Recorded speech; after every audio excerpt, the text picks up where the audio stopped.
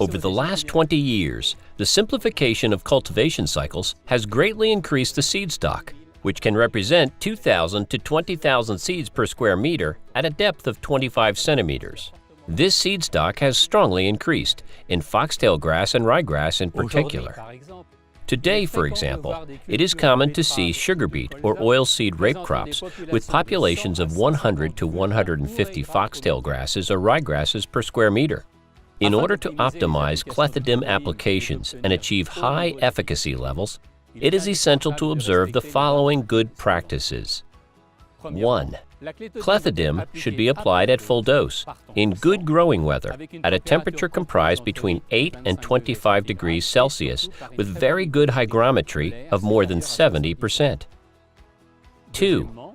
The adventive grasses must be at a 3-leaf to maximum 2-tiller growth stage in order to absorb enough herbicide mixture. 3.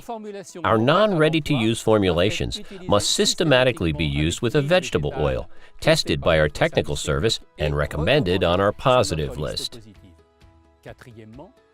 4.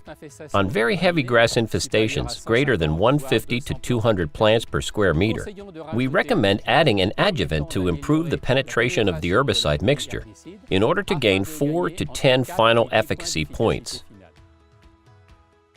5. In plots where one application of foliar grass killer can no longer control all grasses, we recommend using Clethodim in a program with another grass killer that does not have the same mode of action. For example, propizamide for oilseed rape crops or triolate for sugar beet, flax, and protein pea crops. Arista invests several million euros in the development of the molecule, with more than 150 trials in Europe to improve the knowledge of the product in different pedoclimatic contexts on many different cultures. We are also making investments in the knowledge of grasses.